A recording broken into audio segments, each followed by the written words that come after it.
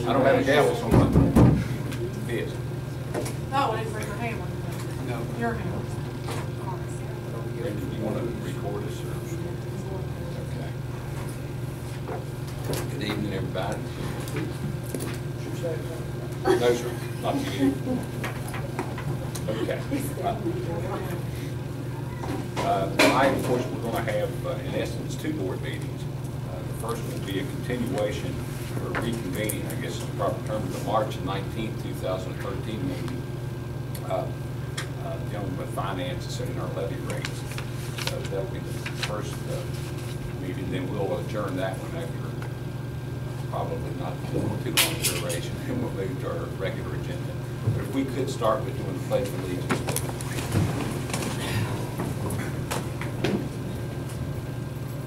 Mr. Burry, if you start. Pledge allegiance to the flag of the United States of America and to the republic for which it stands, one nation, under God, indivisible, with liberty and justice for all. Okay, thanks. Okay, public comment. Now, Joan has signed in, but really I'm assuming yours deals with a different topic. Did we have anybody to sign in pertaining to the levy tax order? I guess we did. No one had signed in to speak about that. All right. In that case, then we'll go to approval of the tax order. Can I have a motion to get this on the floor, please? Ms. Smith moved. Have a second? Counselor second? Okay.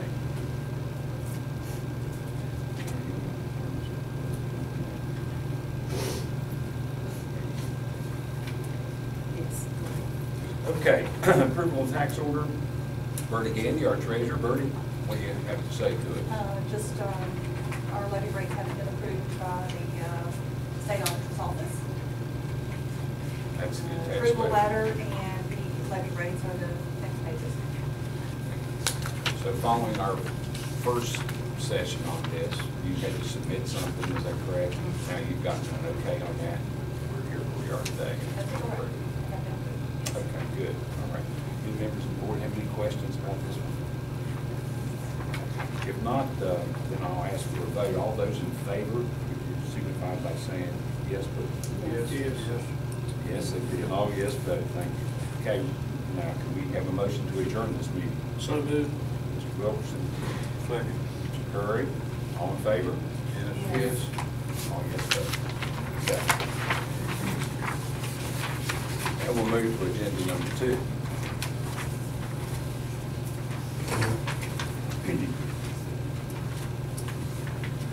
Just for the record, we now we're meeting our regular session here on April the 16th, 2013. I'll already call this one to order, and we look to approve the minutes of the April the 9th, 2013 meeting. I'll make a motion to approve them as presented. Mr. Callister makes a motion to approve them. Second. Ms. Smith seconds. Any comments or questions? If not, I'll call for the question. All in favor? Yes. Yes. Being all yes vote. Okay. You're ahead of him, Jonathan. Jonathan Tackett on the FFA building. I was trying to see if you or Jonathan got to go first, but you're ahead of him tonight. I just told Jonah I felt like I was on the line for the firing squad. I'm coming to you tonight with an update, corrections, and possibly to move any decisions to the next meeting about our upcoming building. And if your permission, Chairman, I'm going to pass this out to everyone on board. This is a very simple diagram of the building and a problem that we ran into, not a major problem, but a problem nonetheless.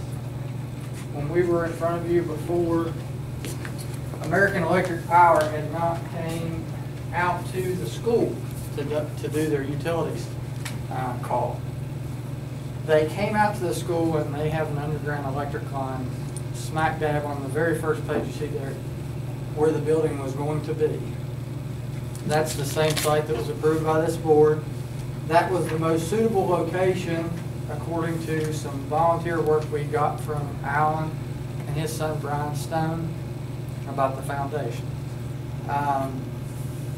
When AEP reported this to me, I got back with Joe Davidson from Branson Lumber, Alan Stone, and also Bill Workman with Whitley Electric, who works in the mines on 119 and over in Wayne County.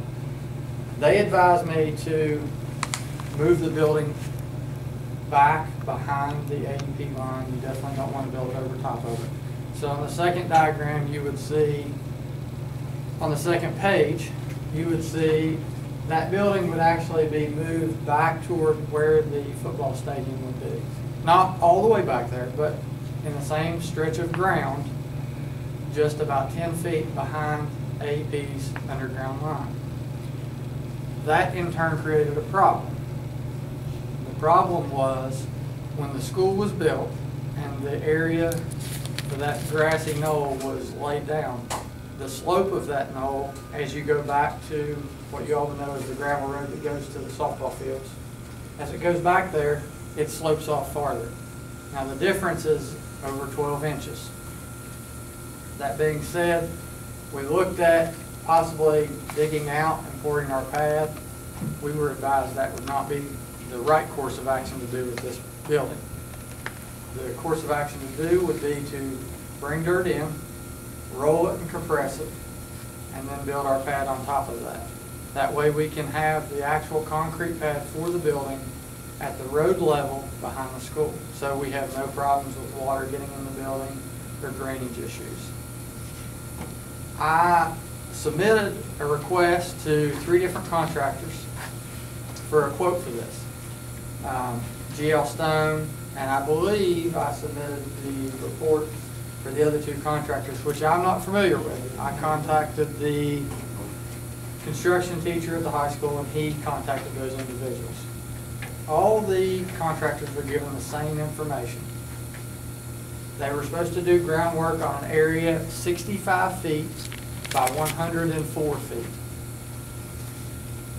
The problem that I referred to, we may have to move this to the next meeting, is that GL Stone gave us a quote of $73.50, I believe. Is that correct, the name? And that was for the correct area. However, the other 2 companies, they gave us quotes for the actual size of the building, not the area that we needed done. And the reason was we have to go outside the size of the building to make sure the foundation is secure about 4 feet. Their quotes did not reflect that additional footage. I spoke to Mr. Midkiff and Dana. I believe the correct course of action would be to not vote on anything tonight, but to move possibly some type of vote to the next meeting and let me obtain correct quotes from the other 2 companies. I've contacted them, however they didn't get back to me in time. But I believe right now that's our best course of action. I think that's in accordance with some of the rules that we have to follow about that process.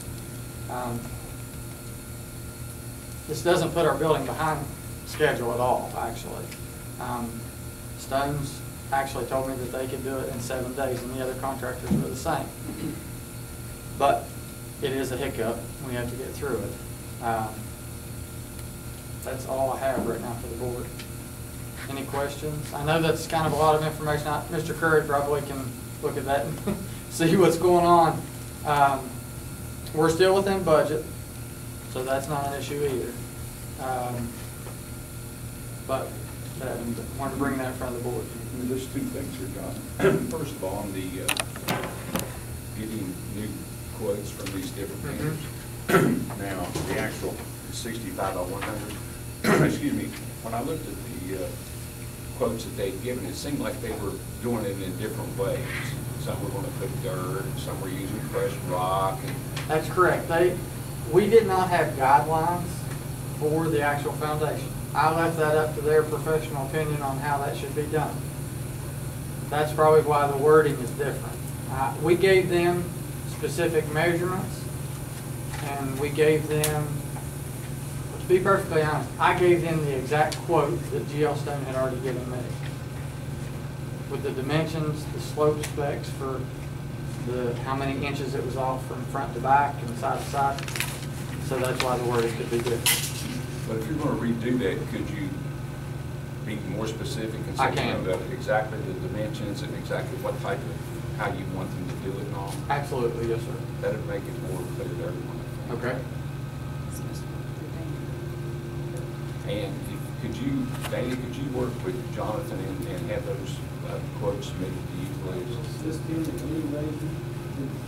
Okay, so that's, I think that's good on that one. Okay. Does anybody have any more questions on what they propose to do?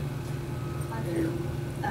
If we haul dirt in there and have it compacted, will we still be within budget? We still will, yes, ma'am. And there's no possibility of turning the building the other way, no, It's too long. too long, Mhm. that's all. And the new location, there are no utilities will be under. Nothing. Now, exactly, approximately how far away from the first site is this pier? Actually, it's 10 feet. Just 10 feet away? That's it. Yes, if you actually drive behind the high school, you can see where, we haven't moved any dirt. Well, I went back and saw where you scraped around a little bit. In accordance with them compacting dirt and laying the foundation, we have to get all the grass off that area. That's what you saw, the plain dirt. If you look at that square, just move that square 10 feet, and that's where it'll go. And another problem that we ran into was, because the road behind the high school curves, as you pass the electrical bay, it kind of curves around to go around the band room, and I believe that's a generator in some form there. We had to push it down towards the bank a little bit. That's another reason for the increase. But I'll have all those quotes ready by the next board meeting. I felt pretty confident when I heard you say we were going closer towards where the football field was. I didn't know how far you were going. No, it's only about 10 feet. That's about it. I didn't know we were going to be in the end zone or what. All right, does anybody have any other questions? I think Jonathan's explained it well, and I agree with him. It'd be best to get that quoted by the next time we met. Okay. Thank you. Thanks, John. Appreciate it. Mhm.